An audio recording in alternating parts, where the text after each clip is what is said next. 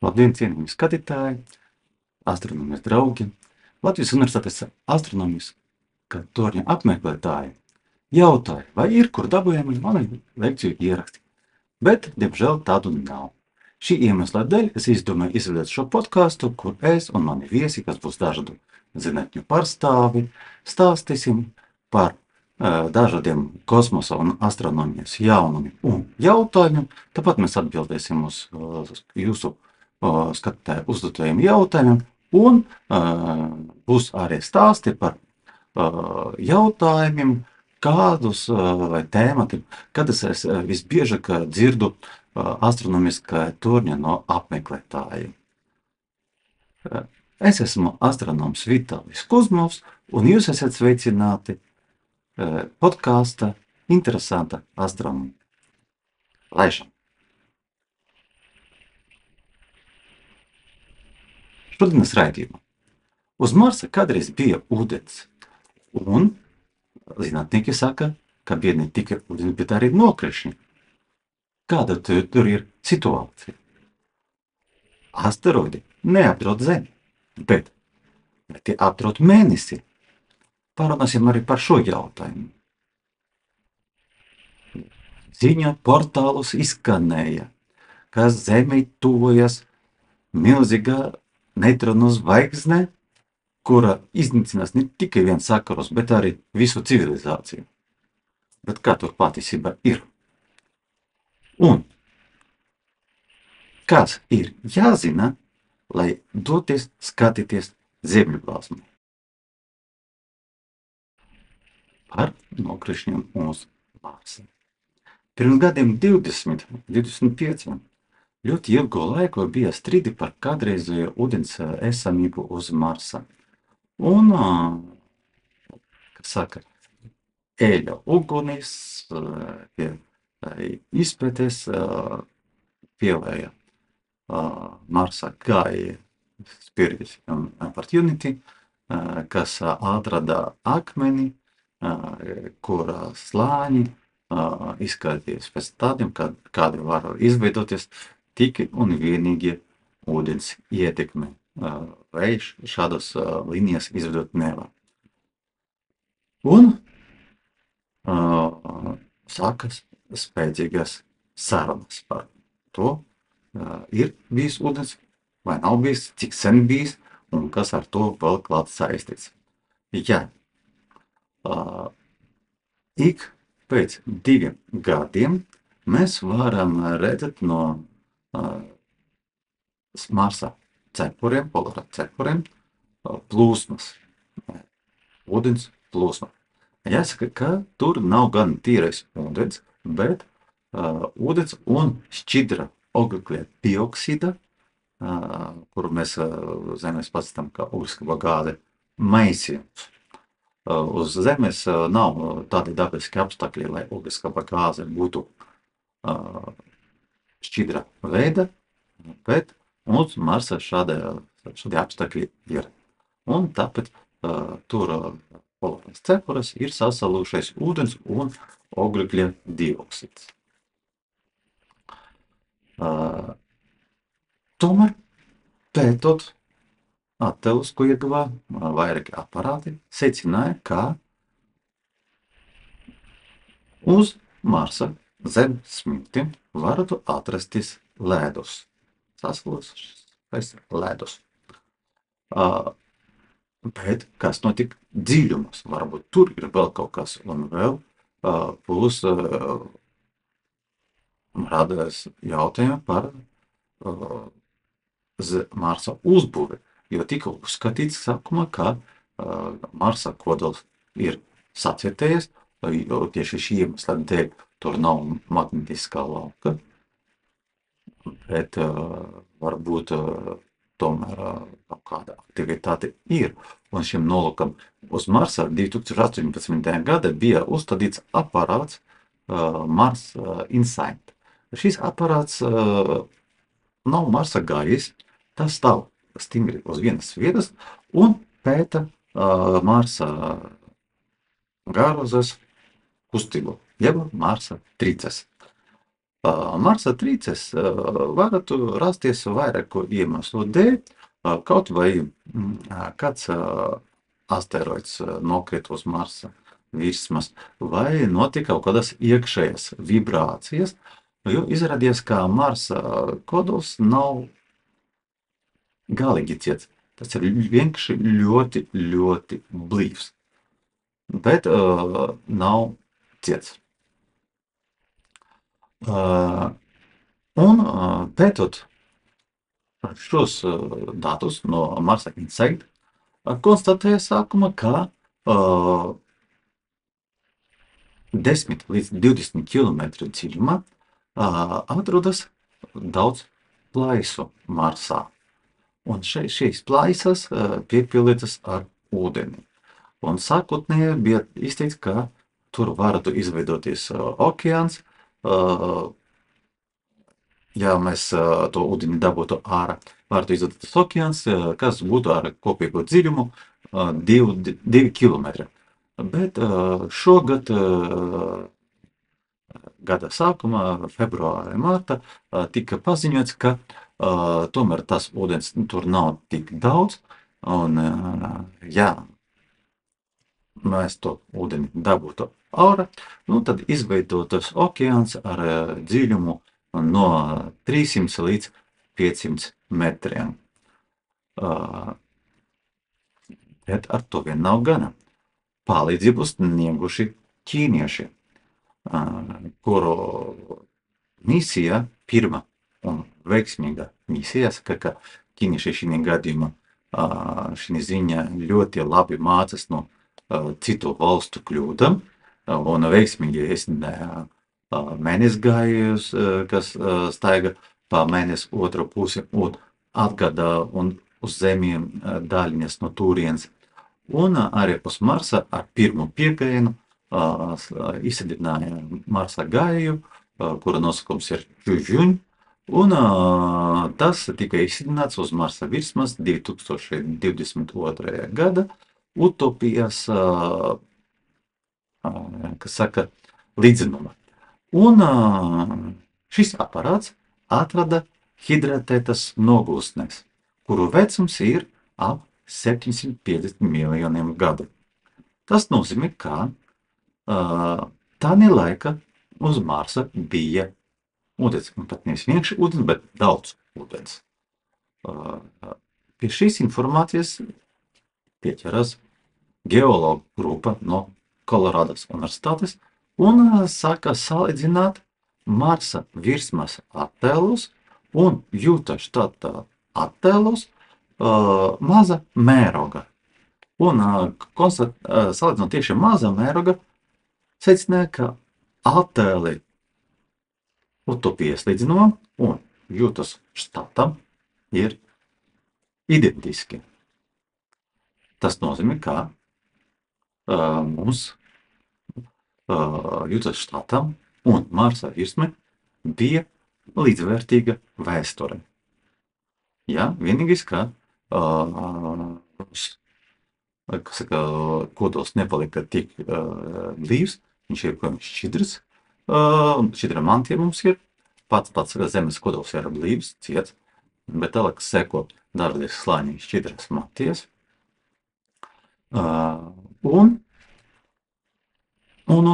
Kas saka, tas dod iespēju, ka vēsture mums bija līdzvērtīga un arī tur uz Marsa bija ūdens.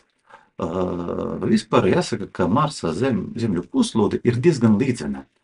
Un tā izskatās tā, it kā to klāja ļoti daudz ūdens un tā, ka tur bijis okeāns.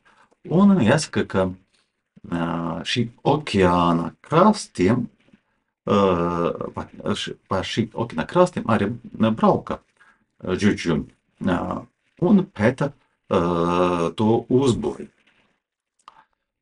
Un arī fotogrāfijas, kas veidotas no zoltiem, kas lido apkārt Marsam, un fotografē arī šī okeāna krastus, var redzēt, ka agrākos laikos, pirms daudziem miljoniem gadu, Šī okeānā ietek daudz upju, kur gulstnes vecās deltas ir saglabājušās. Un tad sākās tāda veida sacensības starp ķīniešu Junžuņu un amerikāņu Marsa gāju Perseverance. Un katrs no tiem sāka pētīt okeāna krastus, pašu okeāna pamatu un secināja, ka tur varēja būt ūdens un ļoti daudz ar okeāna vidējo dziļumu ap 300 metriem.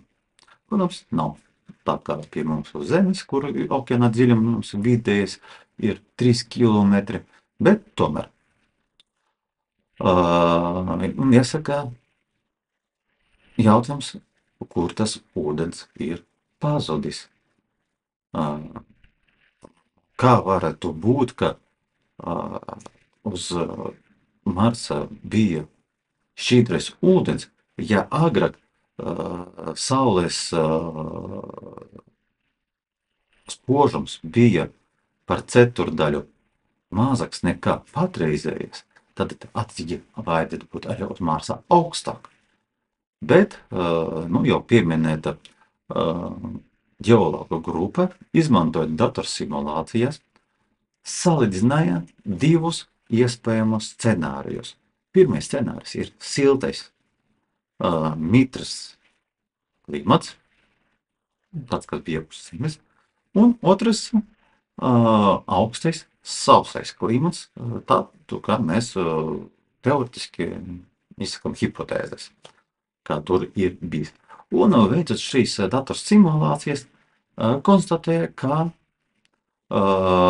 vienīgais iespējamais variants, kāds varēja būt, lai mēs tagad redzētu Marsu tādā izskata, kādu mēs to redzam, ir tieši pirmais variants, ka Marsam bija siltais mitrais klimats ar nokrišņiem.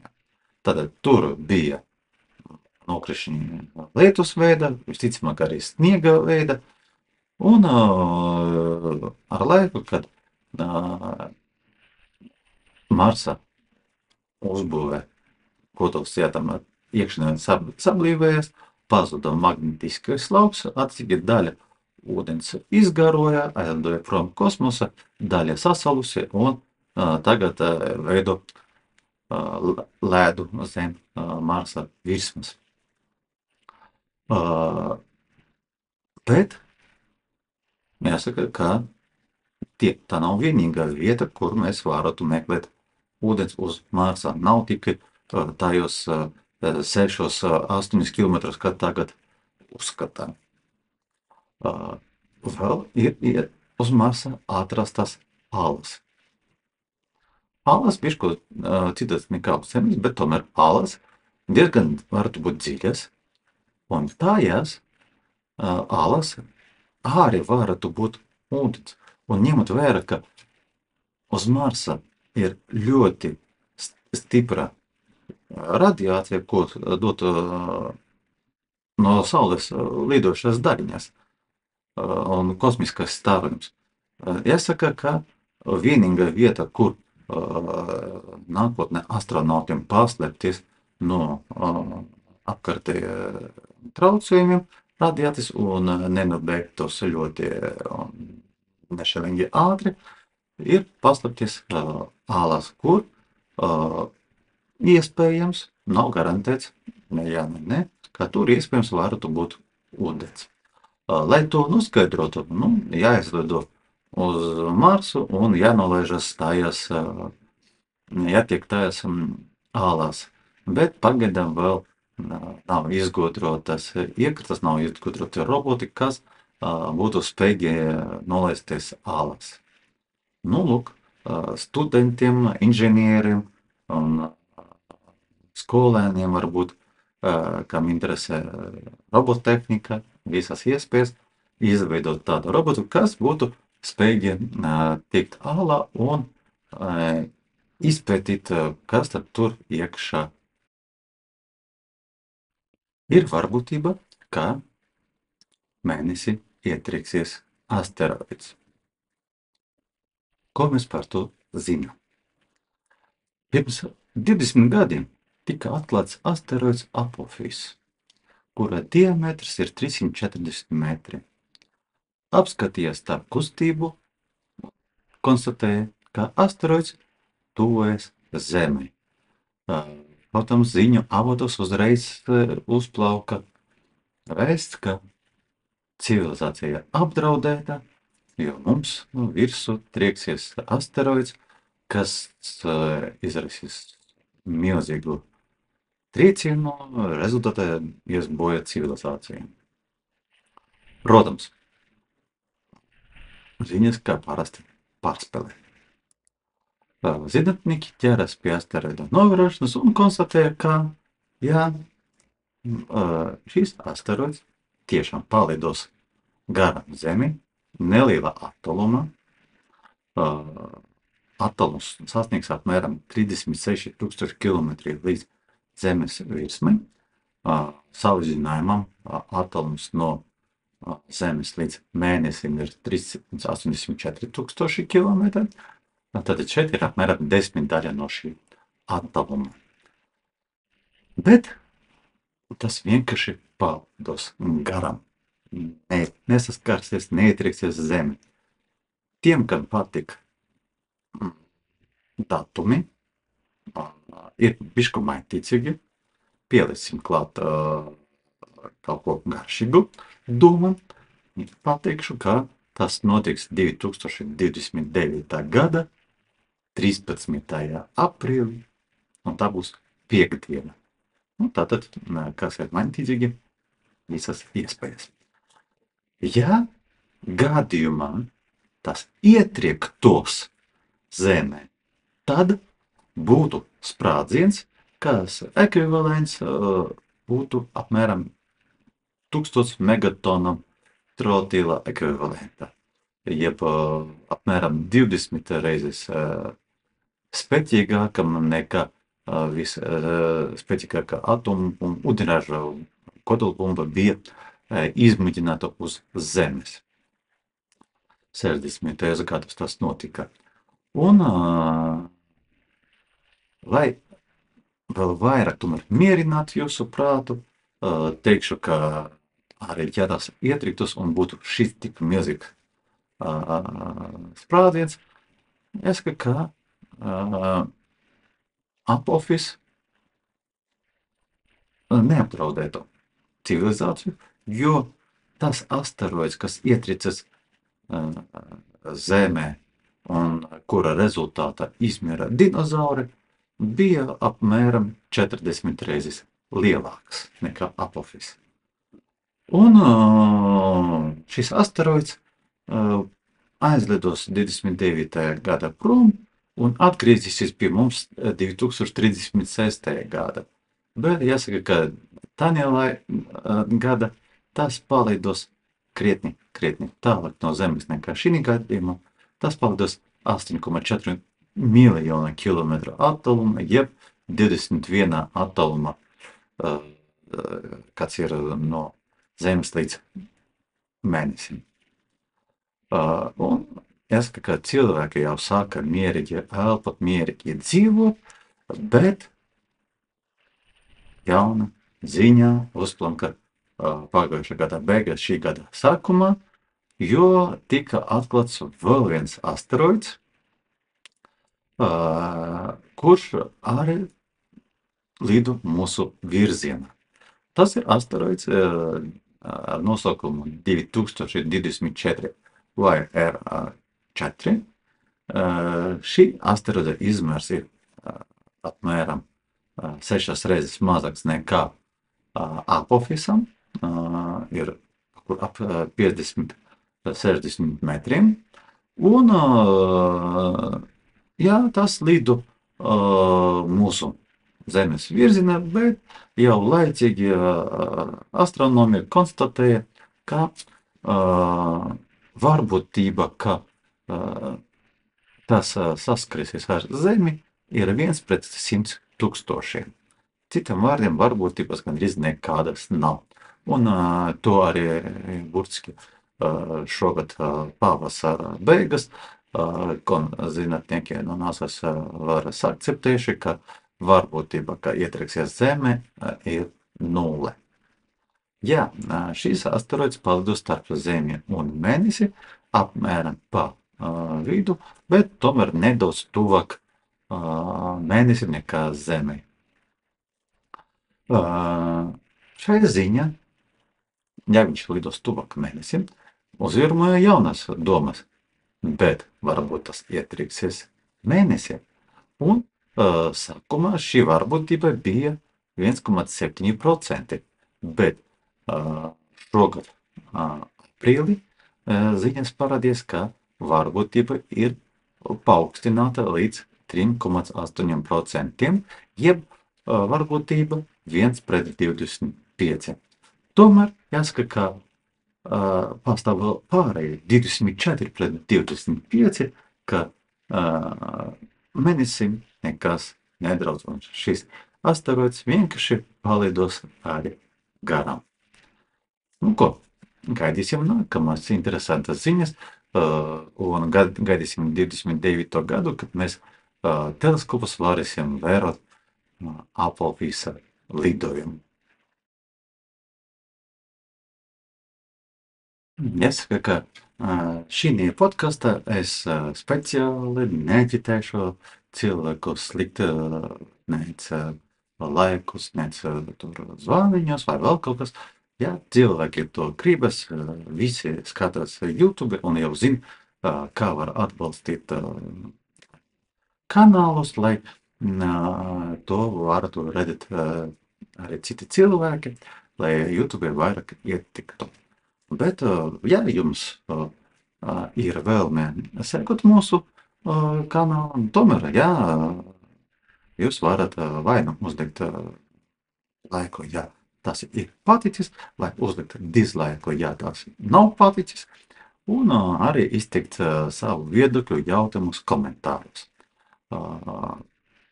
Protams, joprojām notika līdzekļu savākšana Latvijas Universitātes astronomiskā torņa jauna teleskopa iegādēji.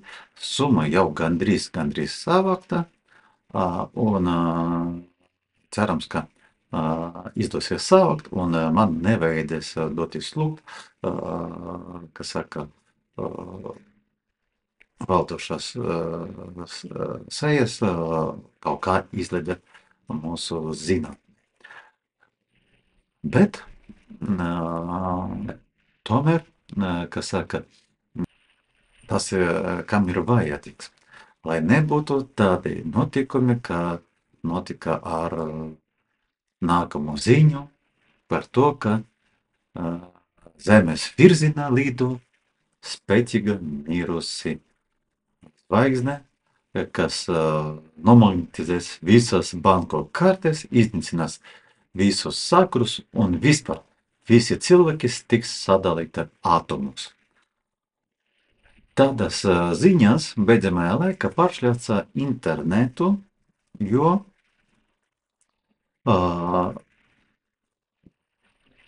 redzēt kaut ko līdzīgu, vismaz tā ziņa mums teica, izteicas astronomi. Un tāpēc no satrauktiem cilvēkiem parādījās ļoti daudz jautājumu, kas patiesībā tur notika. Vai tiešām būs pasaules gals un mūsu saules sistēma tiks iznīcināta ar milzu neitronu zvaigzni.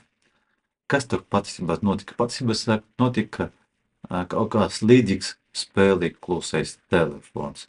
Kaut kāds kaut ko dzirdēja, pateica otrajam, tas pateica trešajam, ceturtajam, piektajam, un rezultātā no sākumā ziņas nepalika nemiņas.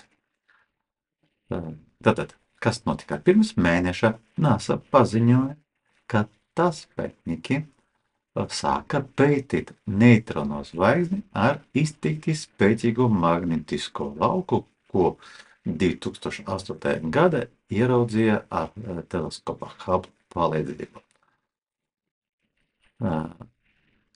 Kas ir neitrona zvaigzne? Visam zvaigznim mirstot ir iespējami daži varianti, par ko tās kļūs. Tik lielas zvaigznes kā mūsu Saule kļūst par baltiem punduriem, tātad maza izmēra objektiem, kas ilgstoši iztaro atlikušu enerģiju, kāda palika kodola iekšēnē. Protams, var gadīties, ka šādas divas mirušas zvaigznes balti punduri saskrīnās, un tiem parādās jauna enerģija, kuru atkal uz kādu laiku vēl vairāk dod, un to citreiz sauc par zvaigznes reinkarnāciju. Bet tas ir atsevišķais stāsts. Ja zvaigznes masa pārsniedz 1,4 Saules masu, tad tā nevar kļūt par baltu punduri, un to 1930. gada apricināja indiešu zinātnieks Subramanians Chandrasekhars, un šo 1,4 Saules masas robežu sauc par Chandrasekhara robežu, jo šī gadījumā zvaigzne kļūst par neitronu zvaigzni, vai, ja tā masa vēl krietni iztikt lielāka par Saules masu, tad tā zvaigzne kļūst par melnu caurumu. Savas miršanas stādijā zvaigznē uzsprāgst nometot apvalku, un šo eksploziju sauc par pārnovu. Vienu no tādām pārnovam mēs ar nepacietību gaidām, kad tas notiks Oriona spožakas zvaigznes Betelgaizes sprādziena rezultātā.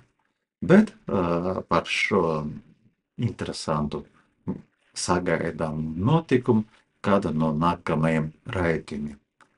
Tā uzskata, kas saka, kā filmas, lai varētu ieinteresēt. Tad, lūk, pēc sprādziena paliek ļoti saspiests kodols. Iedomājieties objektu, kura masa pusotra Saules masas, un, vai vismaz Saules masas izmērs, bet izmērs ir ap 20 kilometri. Tas ir kā no Rīgas līdz Jūrmalai, 20 kilometri. Pat mazāk nekā no Rīgas līdz Jelgavai. Un šīm lielajā blīvumā ir sakoncentrējies spēcīgs magnetiskais lauks, kas par sevi liek ziņot vai dot ziņu dažādu elektromagnetisko viļņu diapazonus, kurus gan nav redzams cilvēkam. Tas var būt radiodiapazons, var būt gamma stārama veida, var būt rentgen stārama veida. Un kopā šādas neitronu zvaigznes jau diezgan daudz, vairāki 10 000 atklāti. Un dažas no šīm neitronu zvaigznēm izstāro ārkārtīgi spēcīgu magnetisko lauku, kas miljārdiem reižu pārsniedz to magnetisko lauku, kas ir Zeme. Šādus neitronu zvaigznes sauc par magnetāri. Šis 2008. gada atklātais magnetārs arī ir tas, par ko ir patreiz runa, un tam nosaukums ir SGR 0501 plus 4516. Cipari nozīmē koordināte, kur tas tika atklāts, un SGR nozīmē soft gamma repeater. Tātad ik pēc laika tas izstaro vāju maigu gamma stārojuma diapazona elektromagnētisku stārojumu. Magnetārs atrodas 15,000 gaismas gadu attālumā no mums, un attiecīgi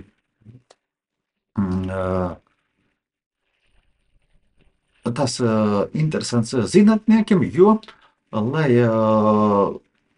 būtu šitīgs spēcīgais magnetiskais lauks šim magnetaram, šī neitrona zvaigzne, būtu jāizvadojas no nesen sprāgušas zvaigznes. Bet pētot apkārtējo vidi, nekādu paliku no zvaigznes neatrada. Tad radas interese par to. Jāsaka, ka palikas atrada, bet krietni tālāk.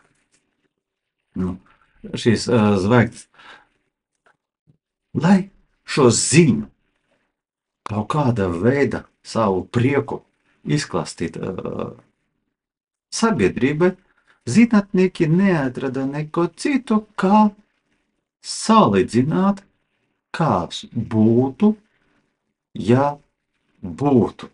Kas būtu, ja šī zvaigzne palidotu pa vidu starp Zemi un Mēnesi. Un secināja, ja šī zvaigzne palidotu starp Zemi un Mēnesi, pat neņemot vērā, ka tādā gadījumā tā notikti noraģētu ar Sauli un vispār vairs ne par kādu Saules sistēmas pastāvēšanu tādā izskata, kādā ir patreiz ir runa. Bet vienalga. Zinātnieki izdomājuši, kas būtu, ja šī tik spēcīgais magnetiskais lauks palidotu starp Zemi un Mēnesi pa vidu. Tādā gadījumā konstatēts, ka šīs tik spēcīgs magnetiskais lauks tiešām nomagnetizēs tu visas kreditkartes. Bet, ja tas palidotu 1000 kilometru attālumā, tad magnetiskā lauka ietekmē sadalītos molekulās, sadalītos atomos. Un lūk, šitu ziņu pateica astronomi. Viņi pateica, kā būtu, ja būtu. Bet interneta ziņu portāli šo vēsti, kā būtu, ja būtu pametošai nost, un atstāja tikai palikušu daļu, kura bija salīdzinājums. Pie tam mēs esam 15,000 gaismas gadu attālumā. Atrodamies vienā galaktikā. Pārvietojamies apkārt kopīgām mūsu galaktikas centrām. Ātrums šai galaktikai attiecībā pret Saules sistēmu ir 50 km/sekunde. Ja pat mēs šo ātruma vektoru bišku pagrieztu un virzītu Saules virzienā, tad, lai šī zvaigzne pietuvotos mums, būtu nepieciešami 90 miljoni gadu. Bet mēs vienkārši pat lidojam apkārt centram un tās pietuvošanas ātrums. Tas ir līdzīgi, ka apkārt Saules sistēmā lido planētas, kas te pietuvojas, te attālinās viena no otras, pateicoties tam, ka kāda planēta atrodas tuvāk Saulei, kāda atrodas tālāk, un mēs lidojam ar dažādiem ātrumiem. Tieši tāpat varu pateikt, ka mēs ik pa laiku tuvojamies Marsam vai Venēra tuvojas Zemi. Bet mēs zinām, ka viņi nekad nesaskriesies, jo lido apkārt vienam centrā. Tāpat arī šī gadījumā izrādījās, ka prese cilvēkiem bišku vairāk jāmācās zinātni un nav jāveido cilvēku satraukumu ar neprecīzi izlasītu zinātnieku vēstījumu. Bet varbūt bez tādiem žurnālistiem, kas veido tādas ziņas, mums zinātniekiem būtu mazāk par ko runāt ar sabiedrību.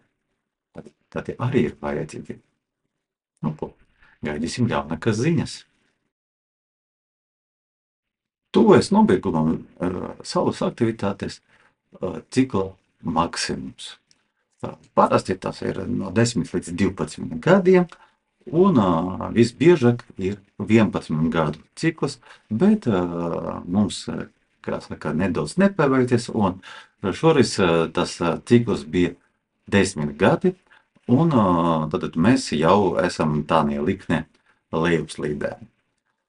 Bet arī neskatoties to, ka tagad ir vasara un ir sudrabainu makuņu laiks, nevis zemļu blāzmu, tomēr nāks rudens, ziema, pavasaris, un tajos gada laikos var vēl redzēt polāru blāzmu.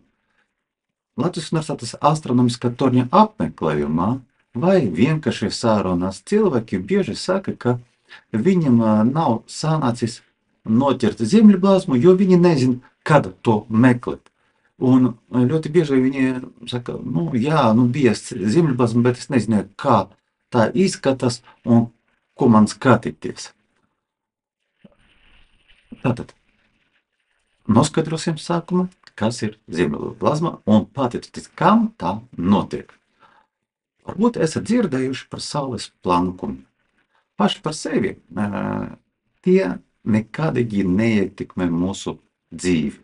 Zvaigznes iekšienē ģenerējas pastiprināti magnetisko lauku apgabali, tiek uzpelta virspusē, pateicoties konvekcijai, un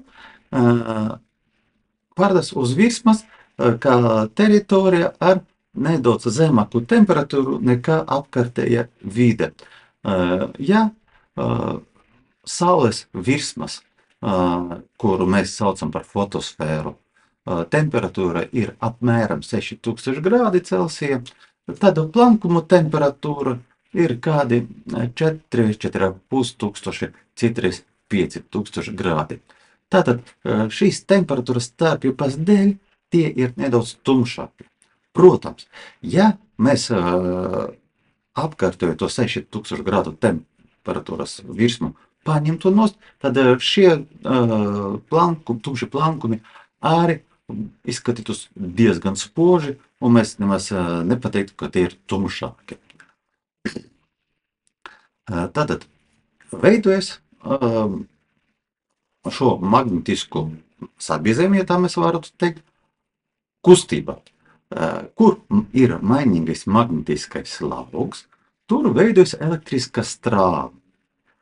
Un magnetiskā lauka enerģija sakrājas, un tad, kā varētu teikt, salīdzinājumā ar ļoti milzīgu strāvas izsavienojumu, es domāju, kas ir izsavienojums mūsu dzīvokļu vai māju apstākļos, mēs zinām.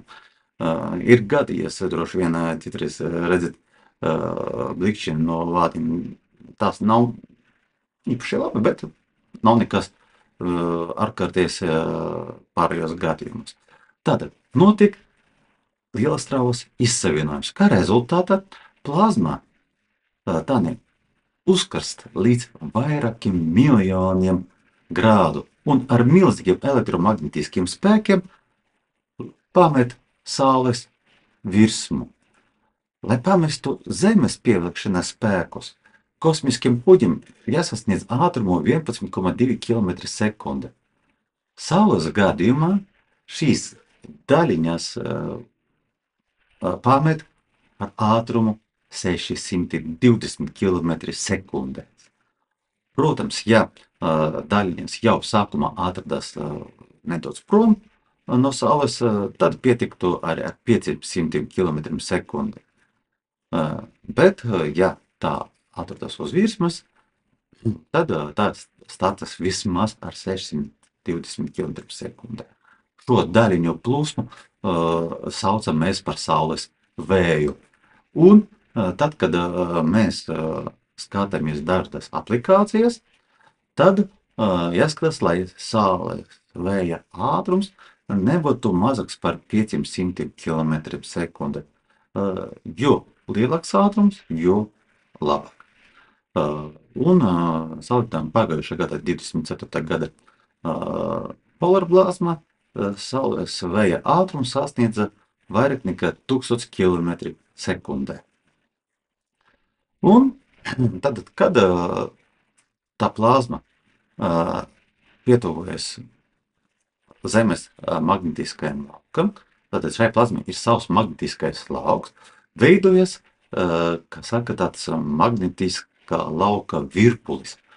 Un tas notika pat tam, ka daļa no magnetiskā lauka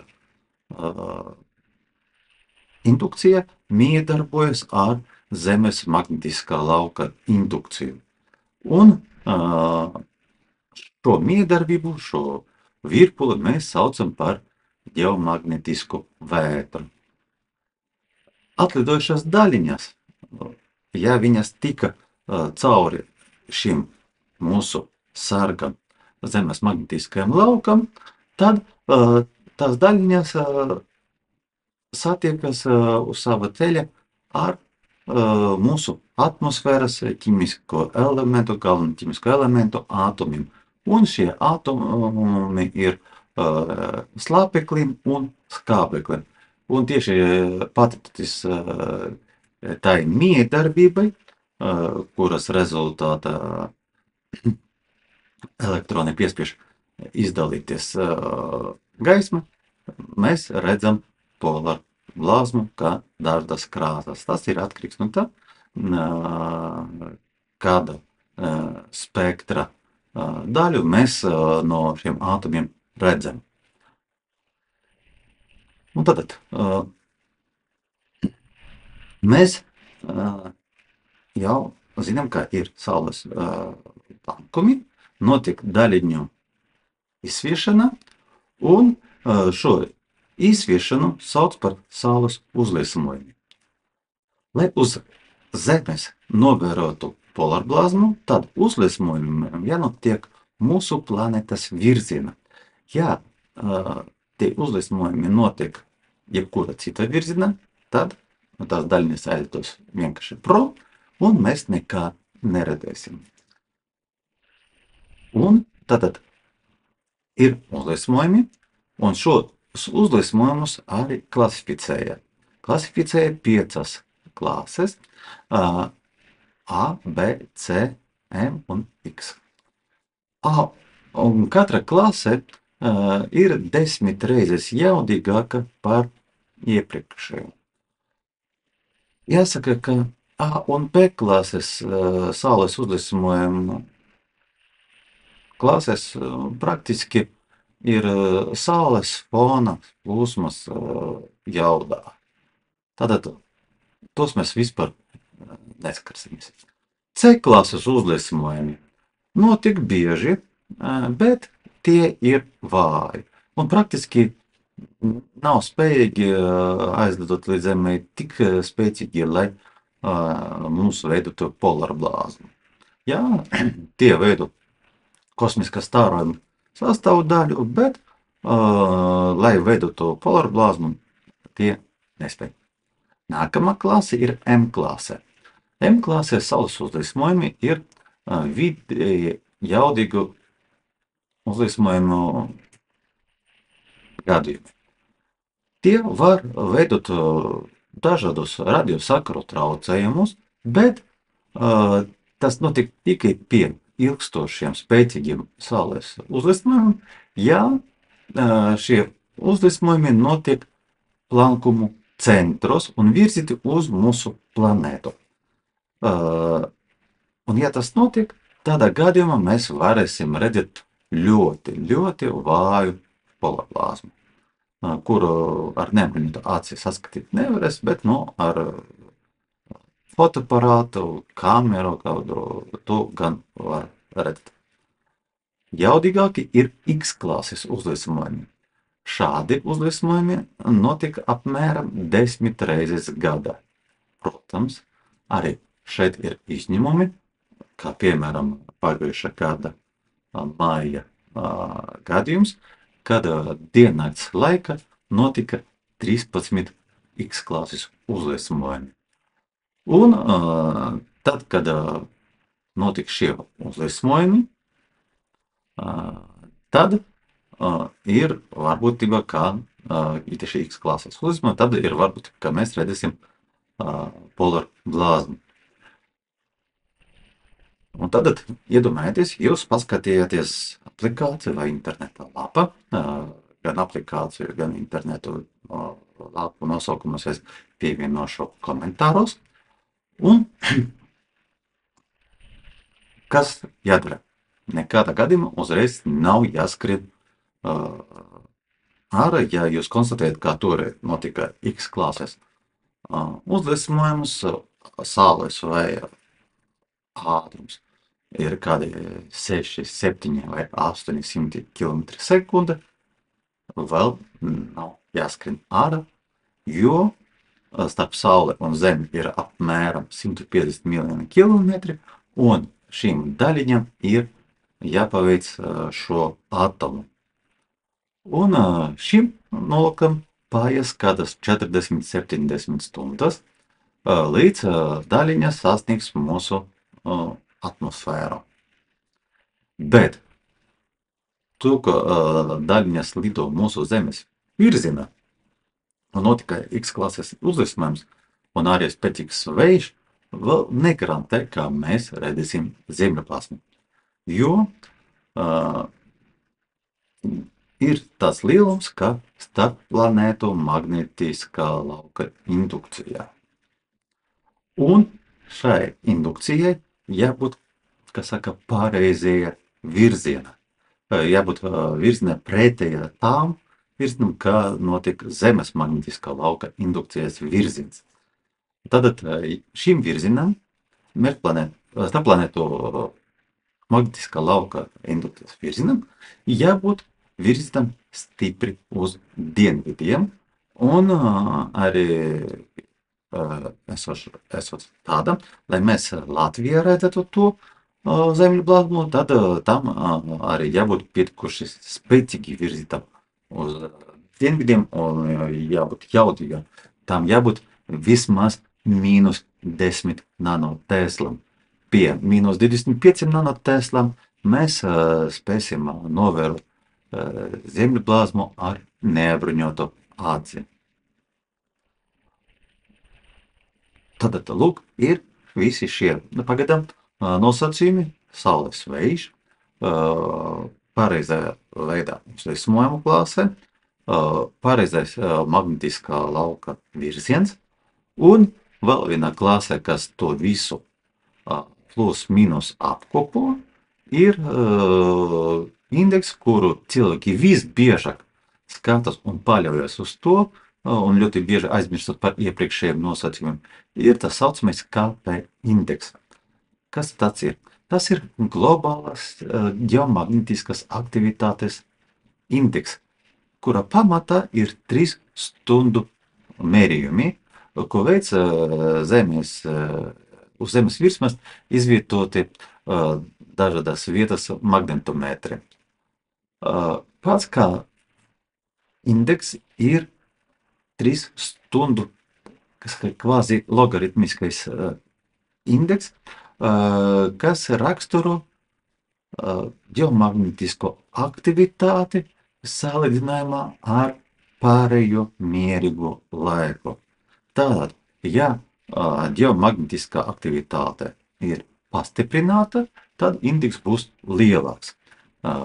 Ja mazāk, tad arī maziņš. Piemēram, šo pavasari ļoti bieži bija KP indeks 7, 8, bet starpplanētu magnetiskā lauka indeks bija vai nu vājš, vai nu vispār virzīts uz ziemeļiem, un, diemžēl, polāru blāzmas nebija.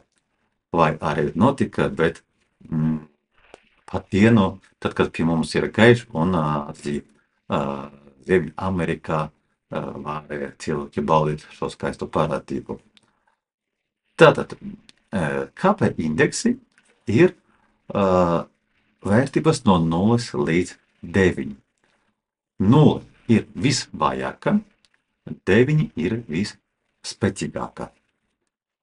Lai mēs Latvijā novērotu polāru blāzmu, tad tām KP indeksam jābūt vismaz 5. 5 un uz augšu. Ja jūs atrodaties kaut kur ziemeļos, teiksim, Islandes ziemeļos vai Norvēģijas ziemeļos, tad, protams, tām KP indeksam pietiek būt mazākam, kur ar klasi ir 3., 4. Bet, Latvija ir tāda ģeogrāfiskais izvietojums, ka mums jābūt vismaz KP 5. Vai zemļblāzmas kaut kāda veida ietekme uz cilvēkiem, uz tehniku? Jo ļoti bieži es dzirdu trauksmes no cilvēkiem, ka ģeomagnetiskā vētra ir ļoti liela, un rezultātā viņi slikti jūtīsies. Šeit jāsaka, ka šī pašsajūta tikpat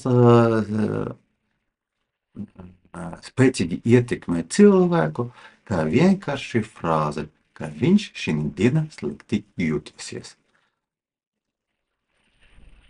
Citādi nekādīgi tā neietekmē.